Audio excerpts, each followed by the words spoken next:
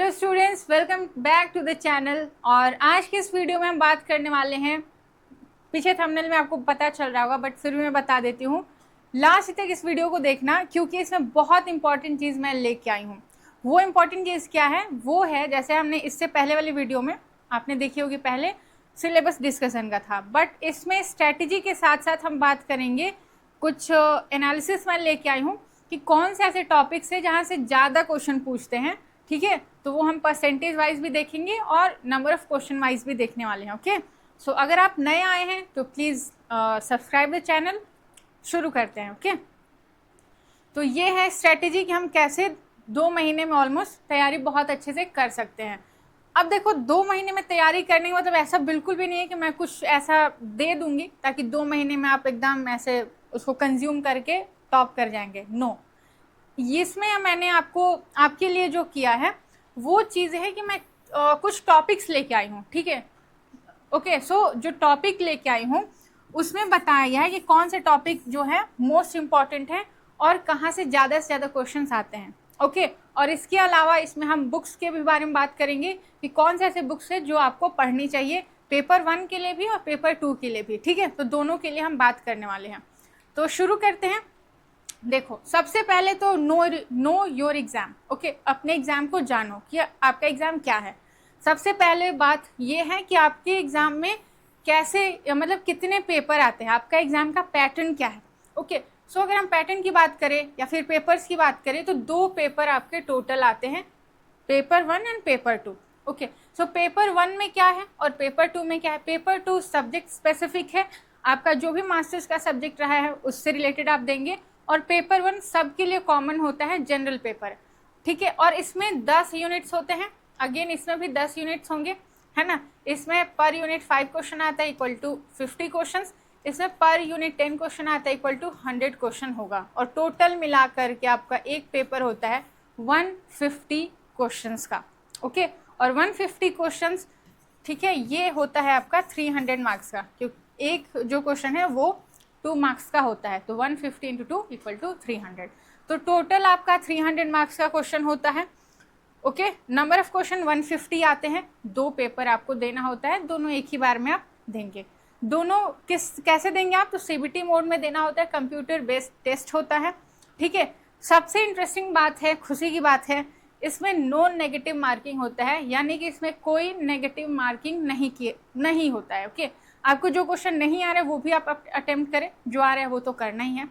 तो एकदम without fear of any penalty attempt all the questions. Okay, so ये था पूरा का पूरा एग्जाम के बारे में ऑलमोस्ट। नेक्स्ट चलते हैं, अंडरस्टैंड द सिलेबस। तो पहला तो आप एग्जाम, कोई भी एग्जाम देना है, पहले एग्जाम का पैटर्न समझो, उस एग्जाम का देखोगे कितने क्वेश्चंस आते हैं, कितने मार्क्स के होते हैं, और नेगेटिव मार्किंग है कि नहीं, है ना। अब समझो, सेकंड स्टेप होता है अंडरस्टैंड द सिलेबस। सिलेबस ज़रूर से ज़रूर पढ़ो, रट जाओ सिलेबस को। ठीक है, सिलेबस में क्या है, अब बहुत सारे बच्चे हैं जो डाउनलोड नहीं करते हैं। Download and print the official syllabus. ये नहीं कि पीडीएफ में है तो मैं देख के पढ़ लूँगा या पढ़ लूँगी। नो, आपके सामने हार्ड कॉपी में सिलेबस होना चाहिए ताकि आप उसको देखते रहें, आपको पता चले कि आपने कितना सिलेबस कवर किया है, कितना बाकी है, कौन सा सिलेबस का टॉपिक आपका वीक है, किस पे ज़्यादा ध्यान देने की ज़रूरत है, किस पे काम चलने लायक है। ठीक है, तो ये है download and print the syllabus, एकदम फर्स्ट स्टेप है। नेक्स्ट है डिवाइड इनटू यूनिट्स। यूजीसी आपके लिए एग्ज़ाम जो ये है आसान कर दिया, उसने यूनिट्स खुद ही डिवाइड करके दिया है। ठीक है, so next, use highlighters for important and weak areas. अब हाईलाइटर यूज़ कर लो, कौन सा आपका वीक एरिया है, कौन सा इंपॉर्टेंट है, वहाँ पे ज़्यादा आपको ध्यान देने की ज़रूरत है। ओके, सो ये ध्यान रखना, डाउनलोड करो सिलेबस को और डिवाइड करो टॉपिक्स में, यूनिट्स में, कि कौन सा आपका वीक है, कौन सा आपका स्ट्रॉन्ग है, किस पे ज़्यादा ध्यान देना है, किस पे सिर्फ प्रैक्टिस करना है। ओके, एंड नेक्स्ट है ये। तो अब देखो, सिलेबस को पढ़ो, सिलेबस देखो, और सिलेबस के बाद पीवाईक्यू एनालिसिस करना बहुत ज़रूरी है। ओके, सो ये है आपका नेक्स्ट स्टेप में लिख लो, पीवाईक्यू एनालिसिस। ठीक है, पीवाईक्यू एनालिसिस आपका ज़रूरी है। अब ये हम मॉडर्न इंडिया से शुरू करेंगे कि मॉडर्न इंडिया में कौन से ऐसे टॉपिक्स है जो मोस्ट इम्पॉर्टेंट है। तो ये देखो जो इसमें लंबी सबसे ऊंची मीनार दिख रही है, वो ऐसा टॉपिक है जो हर साल वहाँ से ज़्यादा क्वेश्चन आता है। अब यहाँ पे 4 अलग अलग कलर्स हैं, ठीक है। ये 4 अलग अलग कलर्स 4 अलग अलग ईयर्स को दिखा रहे हैं। जैसे ब्लू जो है ये यूजीसी नेट दिसंबर 2024 का क्वेश्चन पेपर है, रेड है 2024 जून का पेपर, और हल्का ये जो बेबी पिंक है ये है अगस्त 2024 का paper, and sky blue is UGC NET दिसंबर 2023 का पेपर। ओके, तो ये कलर वाइज पेपर है यहाँ पे, और उस पेपर में अलग अलग टॉपिक से कितने क्वेश्चन है वो यहाँ पे दिखाया गया है। सो साइड में ये नंबर ऑफ क्वेश्चन है, ओके, नंबर ऑफ क्वेश्चन 2, 4, 6, 8, 10, 12, 14 और 16 है ना, और ये ईयर वाइज है। अब देखो सबसे ज़्यादा अगर हम बात करें एंशिएंट इंडिया में कौन सा क्वेश्चन आया है, वो है आपका बुक्स एंड ऑथर्स। ये वाला जो है बुक्स एंड ऑथर्स से क्वेश्चन आया है। ओके, सो अब आप क्या करेंगे कि आप डायनेस्टी वाइज पढ़िए या फिर जैसे भी पढ़िए, उसमें कोट पोएट आपको मिलेंगे ही मिलेंगे। जैसे राजशेखर है, पाल डायनेस्टी से बिलोंग करते हैं, कालिदास है, गुप्ता डायनेस्टी से बिलोंग करते हैं, मेगास्थनीज है, हालांकि वो फॉरेन अकाउंट्स में आएगा, वो मौर्य से बिलोंग करता है, फाहियान, वेनसांग, ये सारे फॉरेन अकाउंट्स हैं, लेकिन वेनसांग हर्षा से बिलोंग करेगा, फाहियान आपका अगेन गुप्ता पीरियड से बिलोंग करेगा, ठीक है। तो ये सारे कुछ है, आप डायनेस्टी वाइज पढ़िए या फिर आप अलग अलग पढ़िए, लेकिन बुक्स एंड ऑथर्स पूछता ही पूछता है। ओके, सो जैसे अभी 2024 दिसंबर में पूछा था राजशेखर का कि कर्पूर मंजरी करके कुछ बुक था, कि कर्पूर मंजरी किसने लिखा है, तो राजशेखर ने लिखा है ना। तो ये ध्यान देना, बुक्स एंड ऑथर्स सबसे ज़्यादा क्वेश्चन, इसको 1 कर लो, फर्स्ट प्रायोरिटी वाला टॉपिक है। नेक्स्ट है आपका मॉडर्न पीरियड। मॉडर्न पीरियड से है, मॉडर्न पीरियड से ज़्यादा से ज़्यादा कैसे क्वेश्चन आते हैं, तो आपका मैं जो सबसे पहले पे रख लूँ आपका एडमिनिस्ट्रेशन है ना। तो एडमिनिस्ट्रेशन में आपका आता है, जैसे 18 जून का जो कैंसिल हो गया था उसमें पूछा था कि मॉडर्न जो मिलिट्री है वो कैसी है। जैसे 5 क्वेश्चन था, उसमें पूछा था मॉडर्न मिलिट्री जो है इसमें से कौन सा एक ऐसा एक टाइप है जिसको नहीं यूज़ करते। जैसे हॉर्स कैवलरी है ना, कैवलरी में लोग घोड़ा का यूज़ करते हैं, हाथी का यूज़ करते हैं, ठीक है। तो घोड़ा, हाथी, ऊँट और ऐसे कुछ रथ और कुछ और पैदल सैनिक था, ठीक है। तो पूछा था कि इसमें कौन सा सेना में सम्मिलित नहीं है, ठीक है। तो एडमिनिस्ट्रेशन हो गया, मिलिट्री हो गया, है ना। इसके अलावा आपका जो भी इकोनॉमी वगैरह में, ओके। सो यहाँ पे इकोनॉमी में लोगों ने ज़्यादा से ज़्यादा टैक्स वगैरह के बारे में पूछते हैं, है ना। जैसे हिरण्य कर क्या होता है, बलि, भाग, है ना, और सीता, ये सारे कैसे टैक्स हैं। तो इकोनॉमी, एडमिनिस्ट्रेशन, यहाँ से क्वेश्चन आता है। नेक्स्ट अगर हम बात करें तो मॉडर्न पीरियड से अशोका के एडिक्स से क्वेश्चन आता है। एडिक्स यानी कि इंस्क्रिप्शंस, है ना, तो वहाँ से क्वेश्चन आएगा, ठीक है। सो ये हो गया हमारा बुक्स एंड ऑथर, हो गया आपका मॉडर्न पीरियड। नेक्स्ट है आपका गुप्ता, ठीक है। तो ये गुप्ता से देखो लगभग 10 से 12 क्वेश्चन पूछता है हर साल, है ना। मौर्य से आपका लगभग 14-15 क्वेश्चन, और ये 16 के ऊपर पूछता है बुक्स एंड ऑथर में।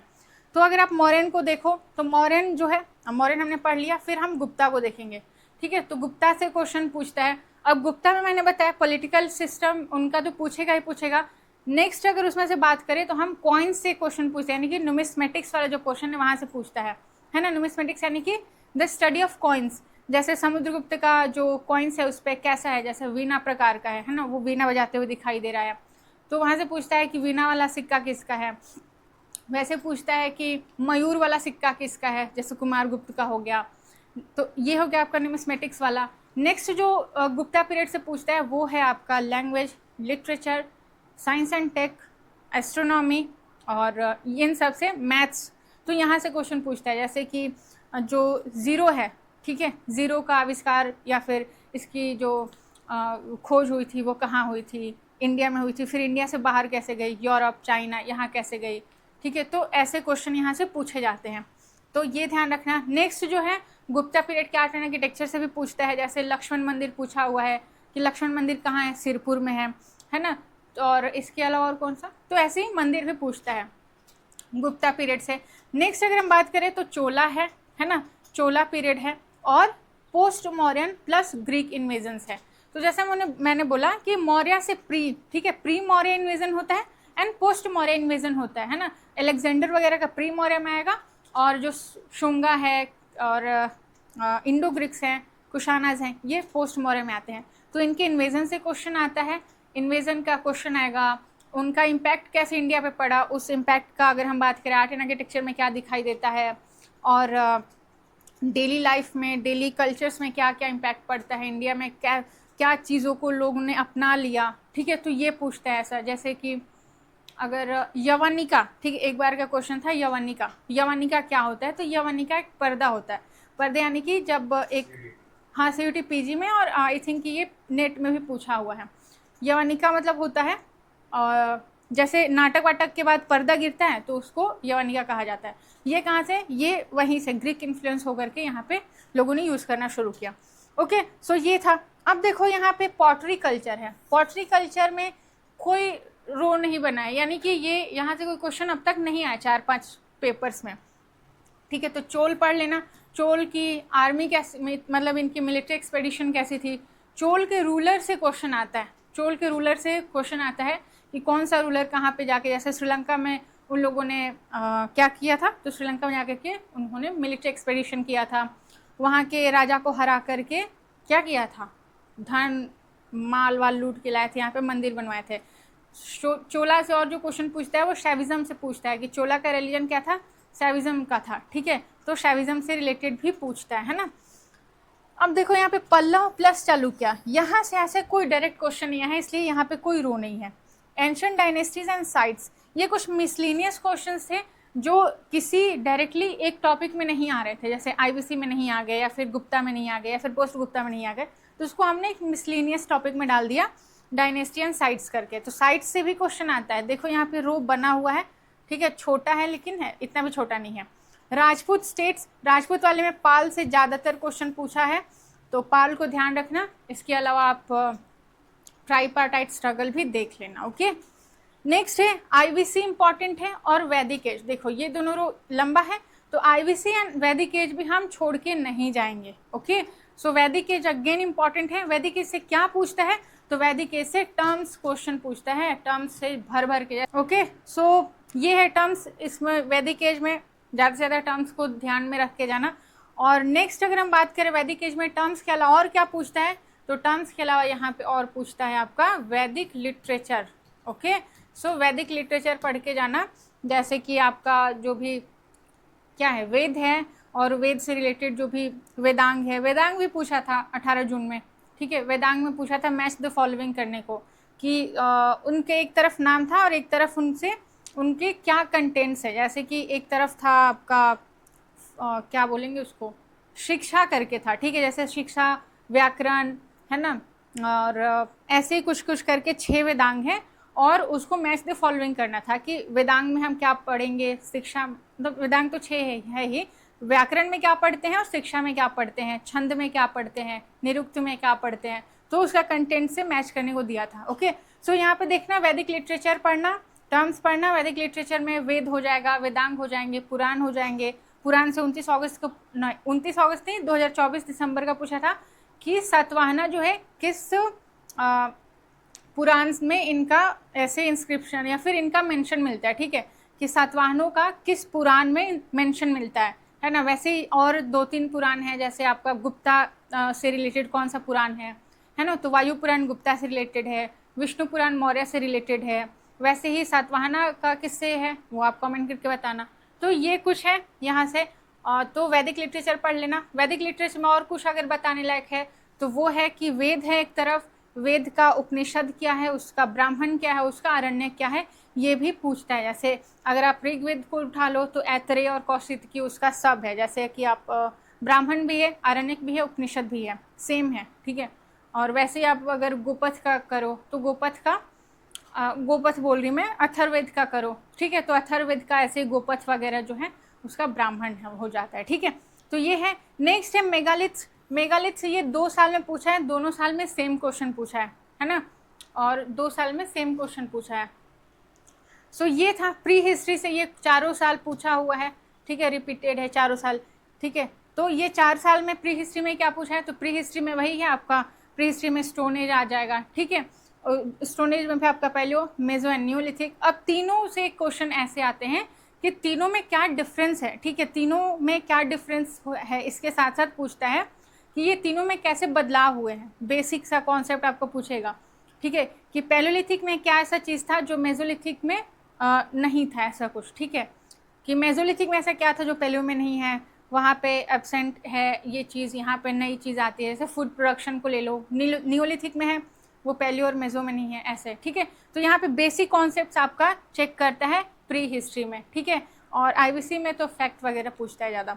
सो नेक्स्ट चलते हैं, ये सारे आप देख लो, इसका पीडीएफ आपको ऐप डाउनलोड करना पड़ेगा, वहाँ पे आपको पीडीएफ मिलेगा, ठीक है। तो ये देखो ये क्या है, तो ये वही चीज़ है, वहाँ पे बार ग्राफ पे था, यहाँ पे पाई चार्ट में है कि कौन सा परसेंटेज जो है, कौन सा टॉपिक का ज़्यादा परसेंटेज है, ठीक है। तो देखो सबसे ज़्यादा बुक्स एंड ऑथर्स है, अगेन वो पढ़ना है, वैदिक एज है, आईबीसी है ना, चोला पीरियड है, गुप्ता पीरियड है, पोस्ट मौर्य है, और इन्वेजन्स है, Ashokan inscription, Maurya, Buddhism and Jainism, Mahajanapada. तो अगेन वही चीज़ है, वहाँ देख लो या फिर यहाँ देख लो, जहाँ समझ में पढ़ लेना ये सारे टॉपिक्स को। ये नंबर वाइज है, ये भी आप देख लेना कि सोर्सेज से दिसंबर 2024 में ऐसा कुछ डायरेक्टली नहीं आया है, हो सकता है इनडायरेक्टली या फिर मिसलिनियस में मैंने डाला हो, है ना। यहाँ पे एक आया था, यहाँ पे 2000 दिसंबर जो 23 का था उसमें 3 डायरेक्टली क्वेश्चन आया था सोर्सेज से, ठीक है। अब सोर्सेज मैंने यहाँ पे 0 दे, इसका मतलब ये नहीं कि बिल्कुल ही नहीं आया, डायरेक्टली नहीं आया है, ठीक है, इनडायरेक्टली आ सकता है, मिसलिनियस में मैंने डाला हो, है ना। तो ये कुछ ऐसे नंबर्स हैं। नेक्स्ट है मेडिवल हिस्ट्री, ये मेडिवल हिस्ट्री का ग्राफ है, ठीक है, कि मेडिवल हिस्ट्री में कौन से क्वेश्चन कौन से टॉपिक से ज़्यादा क्वेश्चन आते हैं। अब देखो यहाँ पे जो सबसे हाई है रो, वो किसका है, वो आपका रिलीजन से रिलेटेड है, भक्तिज़्म, ठीक है, भक्ति से ज़्यादा पूछता है। अब रिलीजन से देखो तीनों से पूछा है, सूफिज़्म, भक्तिज़्म एंड सिखिज़्म, लेकिन इन तीनों में कंपैरेटिवली ज़्यादा हाई किसका है, भक्तिज़्म का है। तो सिर्फ भक्तिज़्म पढ़ के मत जाना, तीनों से पूछता है तो तीनों पढ़ के जाना है ना। अब मान लो कि इसका बार ज़्यादा है, इसमें रो, क्या पता इस साल सूफी का बढ़ा दे, सिख का बढ़ा दे, ठीक है, छोड़ के नहीं जाना है। सूर डायनेस्टी का देखो, सूर डायनेस्टी कुछ साल के लिए आता है, उससे भी बहुत सारे क्वेश्चन हैं, ठीक है। इसके बाद अगर मैं बात करूं तो ये टर्म्स का एक बार देख लो ज़रा, ठीक है, सबसे लास्ट में टर्म्स का जो रो देखो कितना हाई गया है, ठीक है। तो टर्म्स से कैसे क्वेश्चन आते हैं मिडिवल इंडिया में, तो टर्म्स से जो क्वेश्चन आते हैं मिडिवल इंडिया में वो है एडमिनिस्ट्रेशन से रिलेटेड, ठीक है, एडमिनिस्ट्रेशन से रिलेटेड, मिलिट्री से रिलेटेड, इकोनॉमी से रिलेटेड, ठीक है। जैसे एडमिनिस्ट्रेशन में आपका पूछ देगा मनसब वगैरह, मनसब की कितनी श्रेणियाँ होती थी जो अकबर के समय में उसने काफ़ी ज़्यादा उसमें इम्प्रूव किया था, 44 हुआ था, ये भी पूछा हुआ क्वेश्चन है। नेक्स्ट अगर हम बात करें कंडीशनल रैंक क्या मतलब होता है, तो कंडीशनल रैंक आपका औरंगज़ेब के समय में आया था आई थिंक, और ये भी पूछा हुआ है कि मशरूत क्या होता है, तो मशरूत क्या होता है, मशरूत होता है कंडीशनल रैंक, है ना। तो ये सारे टर्म्स हैं जो एडमिनिस्ट्रेशन से रिलेटेड है, मिलिट्री से रिलेटेड है, इकोनॉमी से रिलेटेड है। इकोनॉमी में आपका हुंडी पूछ लेते हैं, हुंडी क्या है, हुंडी का परसेंटेज क्या होता है, ठीक है।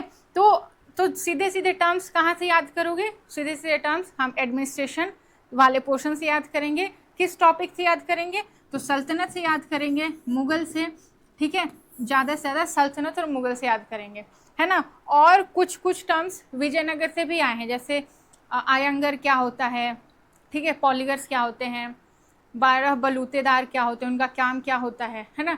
तो ये कुछ टर्म्स हैं जो मिडिवल इंडिया में पूछते हैं, इसका रो देखो कितना हाई है।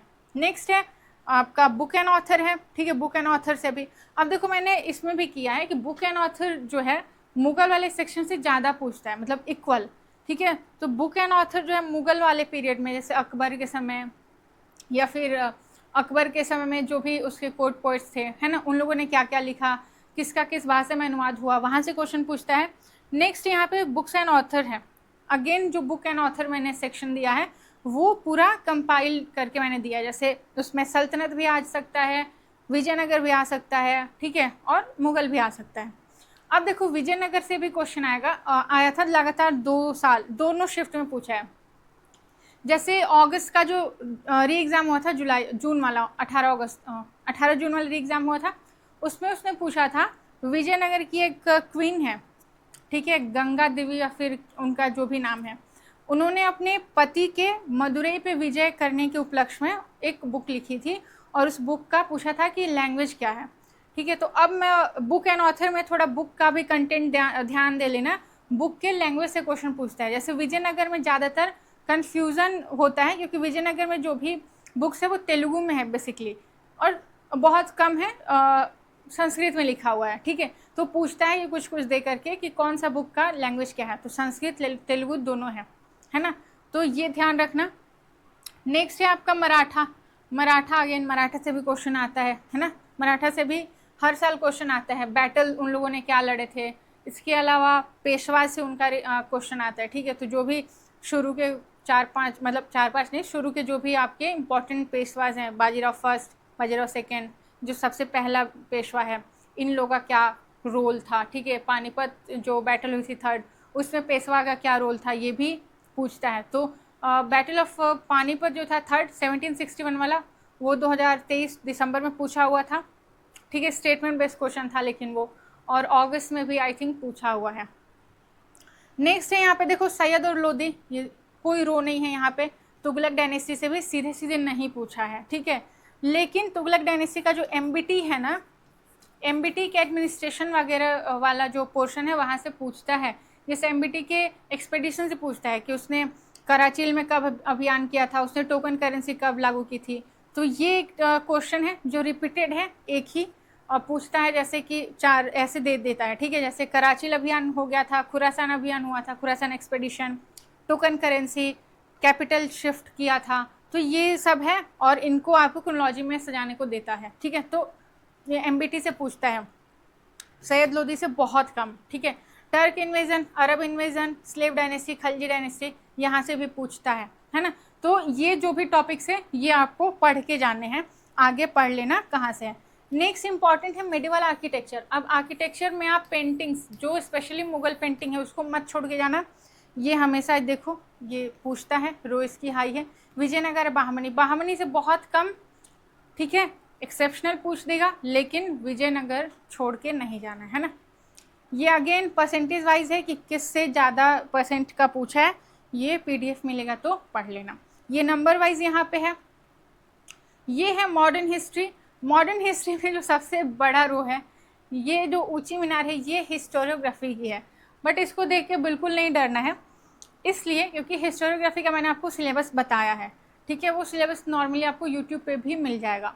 लेकिन अगर मैं बोलूँ कि इससे भी आसान तरीका क्या है, तो इससे आसान तरीका ये है कि आप हिस्टोरियोग्राफी का प्रीवियस ईयर क्वेश्चन देखो कि प्रीवियस ईयर में कैसे कैसे क्वेश्चन हिस्टोरियोग्राफी के हैं, तो उसको देख के आपको आइडिया लग जाएगा कि कुछ ऐसे टॉपिक्स हैं जो बार बार रिपीट हो रहे हैं, है ना। जैसे पोस्ट मॉडर्निज्म, पोस्ट मॉडर्निज्म से एक ही तरीके का कॉन्सेप्ट बार बार पूछता है, तो वो आप याद रख लोगे, वो याद कर लोगे। ऐसे ही कुछ आपके कार्ल मार्क्स हो जाएंगे, है ना, और मार्क ब्लॉक हो जाएंगे। ऐसे कुछ कुछ नाम है जो बार बार आप रिपीटिंग मोड में आप देखोगे, ठीक है। तो यही एक आसान तरीका है कि पीवाईक्यू उठाओ किसका, हिस्टोरियोग्राफी का, और उससे आप अपना कर लो कंप्लीट, ठीक है। इसके बाद बुक्स एंड ऑथर, इसमें भी देखो हाई है, तो भाई हिस्टोरियोग्राफी का ही पार्ट हो जाएगा एक। नेक्स्ट अगर हम बात करें तो सुभाष चंद्र एंड आईएनए से ये क्वेश्चन है, ये वाला ग्राफ, ये भी देखो चारों साल में पूछा है बराबर। फ्रीडम फाइटर से पूछता है, फ्रीडम फाइटर में जो भी रिवोल्यूशनरी मूवमेंट्स है वो पूछता है, ठीक है। रिवोल्यूशनरी मूवमेंट कब हुआ, जैसे मुजफ्फरपुर कांड कब हुआ, काकोरी कब हुआ, तो इनको कानपुर, पेशावर, मेरठ, ये कॉन्स्पिरेसीज कब हुई, लाहौर, दिल्ली, ये सब कब हुई, तो ये ईयर वाइज आपको दे देता है, क्रोनोलॉजी में आप सेट करो, ठीक है। तो ये ध्यान रखना, यहाँ से पूछता है। गवर्नर जनरल एंड वायसराय से क्वेश्चन पूछता है, डायरेक्टली नहीं पूछता है, बट उनकी पॉलिसीज़ वगैरह से पूछ देता है ना। तो ये भी इंपॉर्टेंट है, पॉलिसीज़ वगैरह पढ़ो, तो उसका ईयर ध्यान रखो कि ये ईयर में पॉलिसी ये आई थी, तो इसमें कौन सा गवर्नर जनरल या फिर वायसराय था, है ना। नेक्स्ट है रिवोल्यूशनरी मूवमेंट्स, अगेन वही है, गांधीयन मूवमेंट्स है, एजुकेशनल डेवलपमेंट है, रिवोल्ट ऑफ 1857। यहाँ पे जैसे मैंने आपको बताया था सिलेबस वाले में कि 1857 से हिस्टोरियोग्राफी वाला सेक्शन आता है कि बुक्स एंड ऑथर यहाँ से, और जो भी हिस्टोरियंस है उनका क्या आइडियोलॉजी था इस एक रिवोल्ट को लेकर के, तो ये वाला क्वेश्चन यहाँ से पूछता है। नेक्स्ट है कॉन्स्टिट्यूशनल डेवलपमेंट, वो भी हाई है, ठीक है। तो कॉन्स्टिट्यूशनल डेवलपमेंट भी आप ध्यान रखना। लैंड रिवेन्यू सिस्टम से पूछता है, जैसे आपका परमानेंट सेटलमेंट क्या है, महालवाड़ी क्या है, ये सारा। और इसके अलावा उससे पूछता है कि ये जो महालवाड़ी सिस्टम या फिर परमानेंट सेटलमेंट है वो किस एक स्पेसिफिक एरिया में लागू किया गया था, ठीक है। इसके अलावा कितना उसका परसेंटेज लिया जाता था, इसमें कौन मीडिएटर के तौर पे होता था, मीडिएटर था भी कि डायरेक्टली लिया जाता था, ठीक है, ऐसा होता था, क्यों ये डिक्लाइन हो गया। तो ये बेसिक सा है और कॉन्सेप्चुअल क्लैरिटी आपको हो जाएगी कोई भी बेसिक आप बुक पढ़ते हैं तो, ठीक है। नेक्स्ट है इंग्लिश स्टेट रिलेशन, यानी कि इंग्लिश ब्रिटिशर्स जब एकदम सारी अपने जो कंटेम्प्रेरी कंपनीज हैं उनसे लड़ लेने के बाद जब खाली होते हैं तो अब स्टेट के साथ वो बैटल लड़ने को तैयार होते हैं, सबको हड़पने की कोशिश करते हैं, ठीक है, और जो नहीं मानता है उनके साथ बैटल करते हैं। तो ये वाला रिलेशन आपको इम्पॉर्टेंट है, ये भी ध्यान रखना, यहाँ से आता है। Next European advent, European advent से अगेन किस ऑर्डर में वो लोग आए, कौन कौन से बैटल उन लोगों ने लड़ा, अपना कारखाना कहाँ पे पहले खोला, ठीक है, फैक्ट्री कहाँ पे खोली, क्यों वहाँ से उनको भगा दिया गया, आपस में किस फैक्ट्री के लिए लड़ लिए, कौन से फरमान किसने कब जारी किए, तो ये सब मोस्ट इम्पॉर्टेंट है, ठीक है, फरमान कब जारी किया, निशान कब किया गया था, है ना, तो ये सब है। नेक्स्ट है later Mughal and independent states, तो later Mughal and independent state से भी पूछते हैं लेकिन कम है ना। तो ये है पूरा का पूरा आपका टॉपिक जहाँ से पूछता है। हाँ, सिनेमा देखो, ध्यान देना ज़रा, सिनेमा से भी क्वेश्चन पूछा है अब तक, दिसंबर को छोड़ दे तो दिसंबर में नहीं पूछा है, बट इससे पहले सारे शिफ्ट में पूछा है सिनेमा से, है ना, कि सिनेमा से पूछा है नॉर्मली। PYQ आप देखना तो क्या क्या, हाँ, भक्त विदुर करके डायरेक्टर वेटर पूछ लेता है, ठीक है, कि डायरेक्टर कौन है इस मूवी का, तो इस लेवल का सिनेमा में पूछता है। तो ध्यान दे लेना, पेपर्स एंड मैगजीन्स भी पूछ लेता है ना। तो आप जब रिवोल्यूशनरी मूवमेंट पढ़ेंगे, आप नेशनलिज्म जो फेज़ आता है वो पढ़ेंगे तो उसमें ये सब आ ही जाएगा, ठीक है। न्यूज़पेपर्स, मैगजीन्स सब ने अपना अपना अलग अलग निकाला था, क्यों निकाला था उसके पीछे भी होता है, जैसे केसरी मराठा, है ना। अब इन सब का मुझे नहीं लगता नेट में कभी लैंग्वेज वगैरह पूछा है, तो नॉर्मली है, बट ये ध्यान रखना, ठीक है। तो ये है आपका नंबर वाइज। तो ये था गाइज हमारा कि हम अपना एग्ज़ाम को जान लें, हम अपने एग्ज़ाम के लिए सिलेबस डाउनलोड कर ले, PYQ एनालिसिस कर ले, और उसके बाद फिर हम अपना टाइम मैनेजमेंट पे भी ध्यान दें, ठीक है। अब ये नहीं कि जो ज़्यादा पूछता है उसी पे पूरा समय डाल दे और जो कम पूछता है उसको हम छुए ही ना, तो वो फिर धोखा दे सकता है, ठीक है। ये है टाइम मैनेजमेंट स्ट्रेटजी है कि आपको पेपर 2 के लिए ज़्यादा से ज़्यादा समय देना है, 6 to 8 आवर्स, पेपर 1 के लिए थोड़ा आप कम दे सकते हैं, ठीक है। सॉरी, ये ओवरऑल 6 to 8 है और पेपर 2 के लिए 4 to 6 एंड पेपर 1 के लिए 2 आवर्स, ठीक है। ये मोस्ट इंपॉर्टेंट एरो आप ही के लिए मैंने बनाया है, यहाँ पे है weekly revision and monthly mock test, इसके आगे, इसके बिना कोई आगे नहीं बढ़ेगा, ठीक है। तो ये मोस्ट इम्पॉर्टेंट। अब यहाँ पे भी देखो, रिवीजन बच्चे 2 तरीके से करते हैं, एक होता है एक्टिव रिवीजन, एक होता है पैसिव। एक्टिव बहुत कम लोग करते हैं, पैसिव ज़्यादा करते हैं, जिसका हमें कोई फ़ायदा ही नहीं मिलता। कि मान लो आपने 1857 का रिवोल्ट पढ़ा, आपने बिना इसको रिकॉल किए, बिना समराइज़ किए, बिना प्रैक्टिस किए, आप दोबारा से जा कर के हफ्ता भर में या 2 दिन बाद, 3 दिन बाद आप उसको पलट के सिर्फ रिवाइज़ करेंगे तो उसका कोई मतलब ही नहीं है, ठीक है, क्योंकि आपको पता ही नहीं रहेगा कि आपके दिमाग में फिट हुआ भी था कि नहीं पहले जब पढ़ा था आपने, ठीक है। तो एक्टिव रिवीजन करिए आप, पहले आप अपने जब पढ़ लिए आप तो आप उसको समराइज़ करिए, आप प्रैक्टिस करिए उससे क्वेश्चन, ठीक है, आप थोड़ा डिस्कस करने की कोशिश करिए, तब आपको समझ में आएगा कि कौन सा पोर्शन आपसे छूट गया है, कौन सा पोर्शन बिल्कुल ही नहीं याद आ रहा, ठीक है। तो उसको हम एक्टिव रिवीजन कहते हैं, तो ये ज़्यादा काम करता है, ओके। सो इस पर हम ध्यान देंगे। नेक्स्ट है स्टडी प्लान स्ट्रक्चर, हम वीक वाइज कर सकते हैं, 1 to 4 कंप्लीट 60% ऑफ सिलेबस कर लें, 5 to 7 रिमेनिंग 40% प्लस पेपर 1 पे फोकस करें। नेक्स्ट 8 to 10 जो वीक है उसमें mock test and PYQ and revision करें, ठीक है। तो ये ध्यान रखना, इसमें भी एक्टिव रिवीजन, ठीक है। नेक्स्ट है हमारा रिकमेंडेड रिसोर्सेज, मोस्ट इम्पॉर्टेंट है रिसोर्सेज कहाँ से हम ले, कौन कौन से सोर्सेज को फॉलो करें। तो ये जो कुछ आपके लिए बुक्स हैं ये पेपर 1 के लिए रिकमेंडेड है, जैसे KVS Madan, Arihant, youth publication, paper 1, ठीक है। तो ये PYQs हैं जो PYQs लिए कंपाइल करके आपको बेचते हैं पेपर 1 के लिए। अब पेपर 2 के लिए आप क्या करेंगे, पेपर 2 के लिए आप एंशंट, मिडिवल एंड मॉडर्न के लिए अलग अलग बुक प्रीफर करें। एंशंट के लिए उपेंद्र सिंह हो जाएगा, ठीक है, उपेंद्र सिंह इंग्लिश में पढ़ लो आप। KC श्रीवास्तव है हिंदी के लिए, है ना, KC श्रीवास्तव है। इसके अलावा एक श्री झा एंड माली का है, ठीक है। तो ये कुछ है हिंदी की बुक्स हैं। तो ये पढ़ लेना। हालांकि उपेंद्र सिंह हिंदी में भी है, तो मैं यही रिकमेंड करूँगी आप इसी को ज़्यादा से ज़्यादा पढ़ने की कोशिश करें। मिडिवल में आप कर सकते हैं क्या, तो मिडिवल में आप सतीश चंद्रा पढ़ सकते हैं, है ना, और मॉडर्न में आप विपिन चंद्रा, स्पेक्ट्रम वगैरह को फॉलो कर सकते हैं। इसके अलावा बिल ग्रोवर को भी पढ़ सकते हैं, ठीक है। तो ये कुछ हैं आपके पेपर वाइज बुक्स। पेपर 1 में ज़्यादा से ज़्यादा प्रैक्टिस करना, ये कोई भी एक बुक लेके, और पेपर 2 में अपना कॉन्सेप्ट पहले क्लियर करना, ठीक है।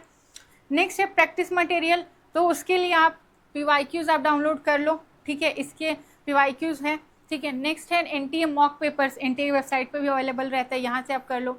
डिजिटल रिसोर्सेज को भी फॉलो कर सकते हो, डिजिटल रिसोर्सेज में आप हमारे यूट्यूब चैनल को भी फॉलो कर सकते हैं, या मोबाइल ऐप को ही डाउनलोड कर सकते हैं जो इसका ऐप है, ओके।